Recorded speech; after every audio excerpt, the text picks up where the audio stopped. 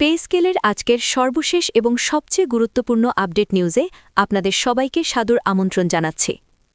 প্রিয় সরকারি চাকুরিজীবী ভাই ও বোনেরা, আজকের সকালের আপডেট নিউজে আপনাদের স্বাগতম। যারা আমাদের চ্যানেলে নতুন তারা এক্ষুনি চ্যানেলটি সাবস্ক্রাইব করুন, আর হ্যাঁ, অবশ্যই কমেন্ট করে জানাবেন আপনারা কে কোন জেলা থেকে আমাদের ভিডিওটি দেখছেন। তবে চলুন কথা না বাড়িয়ে আজকের সর্বশেষ সংবাদটি জেনে নিন। আপনি যদি নিজে একজন সরকারি চাকুরিজীবী হয়ে থাকেন অথবা আপনার পরিবারের কোনো সদস্য যদি সরকারি সেবায় নিয়োজিত থাকেন, তাহলে আজকের এই বিশেষ প্রতিবেদনটি আপনাদের জন্য খুবই আনন্দদায়ক এবং আশা জাগানিয়া হতে চলেছে। কারণ আজকের এই বিশেষ প্রতিবেদনে আমরা আপনাদের বিস্তারিতভাবে জানাব দেশের লাখ লাখ সরকারি কর্মচারীর বহুল প্রতীক্ষিত নতুন পে স্কেল বা নবম পে স্কেল ঠিক কবে নাগাদ কার্যকর হতে যাচ্ছে এবং কোন গ্রেডের কর্মচারীদের জন্য ঠিক কত টাকা নতুন বেতন হিসেবে নির্ধারণ করা হয়েছে। দীর্ঘদিন ধরে সরকারি চাকুরিজীবীরা একটি নতুন বেতন কাঠামোর জন্য অধীর আগ্রহে অপেক্ষা করছিলেন। বর্তমান সময়ের দ্রব্যমূল্যের ঊর্ধ্বগতি এবং জীবনযাত্রার ব্যয় অস্বাভাবিক হারে বেড়ে যাওয়ার কারণে পুরনো বেতন কাঠামো দিয়ে মাস চালানো অনেকের জন্যই প্রায় অসম্ভব হয়ে পড়েছিল।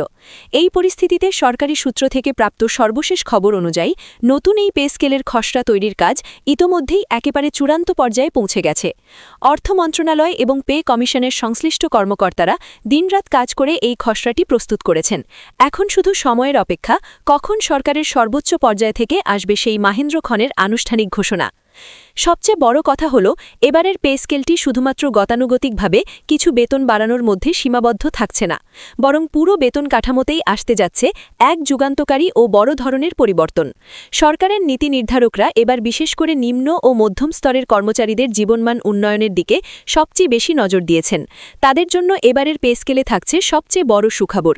সাম্প্রতিক বছরগুলোতে মূল্যস্ফীতির চাপে যারা সবচেয়ে বেশি কষ্টে দিনাতিপাত করছিলেন, বাজার থেকে পুষ্টিকর খাবার কেনা বা সন্তানদের লেখাপড়ার খরচ জোগাতে যাদের প্রতিনিয়ত হিমশিম খেতে হচ্ছিল, মূলত তাদের কথা মাথায় রেখেই বেশি হারে বেতন বৃদ্ধির পরিকল্পনা করা হয়েছে। এক কথায় বলতে গেলে নিম্ন আয়ের কর্মচারীদের জন্য এই নতুন পে স্কেলটি হতে যাচ্ছে একটি বিশাল রিলিফ প্যাকেজের মতো, যা তাদের জীবনে দীর্ঘদিনের পুঞ্জীভূত অর্থনৈতিক কষ্ট দূর করে স্বস্তি ফিরিয়ে আনবে। বেতন বৃদ্ধির পাশাপাশি এবার সরকারি কর্মচারীদের বিভিন্ন ভাতায় আসতে যাচ্ছে সবচেয়ে বড় চমক।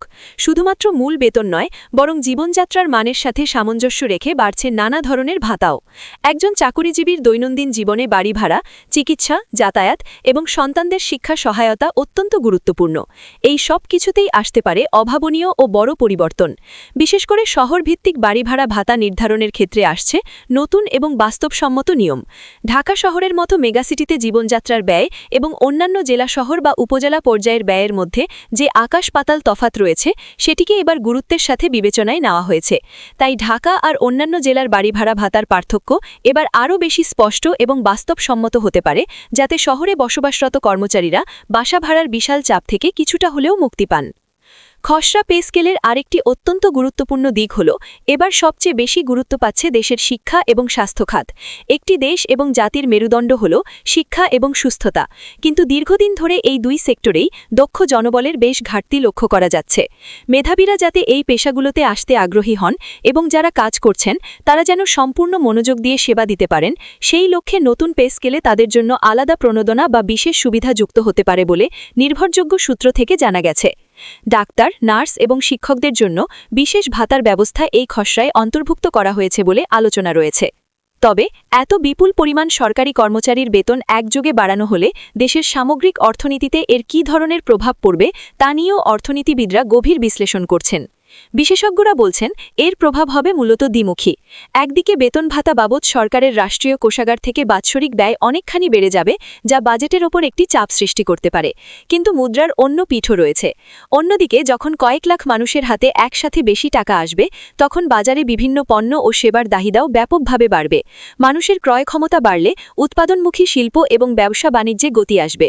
অর্থাৎ বাজার ব্যবস্থা সঠিকভাবে মনিটরিং করা গেলে এবং সিন্ডিকেট নিয়ন্ত্রণ করে সঠিকভাবে বাস্তবায়ন করা হলে সামগ্রিক অর্থনীতিতে এর একটি বিশাল ইতিবাচক প্রভাব পড়তে পারে বলে মনে করছেন বিশ্লেষকরা। ইতোমধ্যেই দেশের প্রতিটি সরকারি অফিসে, প্রতিটি দপ্তরে এমনকি চায়ের আড্ডায় সরকারি কর্মচারীদের মধ্যে শুরু হয়ে গেছে এই নতুন পে স্কেল নিয়ে তুমুল আলোচনা এবং জল্পনা কল্পনা। দর্শক, এবার আসি আপনাদের মনে থাকা সবচেয়ে গুরুত্বপূর্ণ এবং কাঙ্ক্ষিত প্রশ্নে। আসলে এই নতুন পে স্কেলে কার বেতন ঠিক কত বাড়তে পারে? পে কমিশনের সর্বশেষ বিভিন্ন প্রস্তাব ও কমিটির সুপারিশ অনুযায়ী নতুন পে স্কেলে গ্রেড ভেদে কর্মচারীদের বেতন গড়ে 100% থেকে 130% পর্যন্ত বাড়তে পারে বলে একটি শক্তিশালী প্রস্তাবনা রয়েছে। চলুন এবার বিস্তারিত পরিসংখ্যানে যাওয়া যাক। সর্বনিম্ন বেতন কত হতে পারে সেটি দিয়েই শুরু করা যাক। বর্তমানে সরকারি কাঠামোর সর্বনিম্ন গ্রেড বা 20তম গ্রেডের একজন কর্মচারীর মূল বেতন মাত্র ৮,২৫০ টাকা। বর্তমান বাজারে এই টাকায় একজন মানুষের একার পক্ষেই চলা কঠিন, সেখানে পরিবার চালানো তো অকল্পনীয়।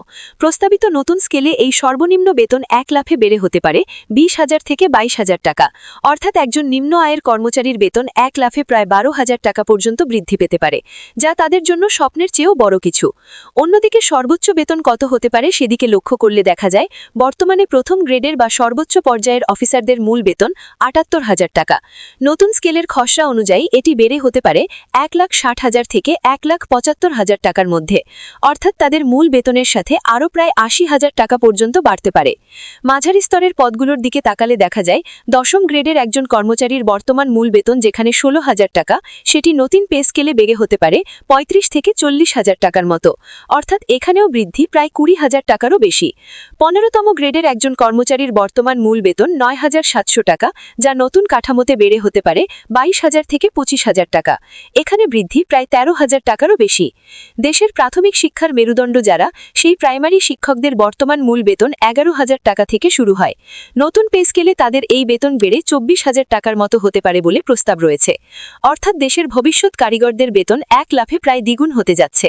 সবচেয়ে বড় চমকটি আসলে কোথায় অপেক্ষা করছে সেটি বিশ্লেষণ করলে দেখা যায় নিম্ন গ্রেডের অর্থাৎ 11 থেকে 20 গ্রেডের কর্মচারীরাই এই পে স্কেলে সবচেয়ে বেশি মাত্রায় লাভবান হতে চলেছেন। অনেক ক্ষেত্রে তাদের মূল বেতন 140% পর্যন্ত বাড়ার জোরালো প্রস্তাব রয়েছে। বিষয়টিকে খুব সংক্ষেপে বলতে গেলে পদ্ধতিটি হল ছোট চাকরি বা নিম্ন গ্রেডে শতকরা হিসেবে বেতন বৃদ্ধির হার সবচেয়ে বেশি থাকবে, যাতে তারা বাজারের সাথে তাল মেলাতে পারেন। মাঝারি চাকরিতেও একটি ভালো এবং সম্মানজনক বৃদ্ধি থাকবে, আর বড় পদগুলোতে শতকরা হার একটু কম হলেও তাদের টাকার অঙ্কটা অনেক বেশি বাড়বে। অর্থাৎ সরকারের এই নতুন সিদ্ধান্তে ছোট বড় মাঝারি সবাই লাভবান হবেন, কিন্তু নিম্ন আয়ের লোকজন সবচেয়ে বেশি লাভ দেখবেন। ভিডিওটি খুবই জরুরি, তাই দয়া করে সবার সাথে ভিডিওটি শেয়ার করতে ভুলবেন না। আর নতুন ভিডিও আপডেট পেতে এক্ষুনি চ্যানেলটি সাবস্ক্রাইব করুন।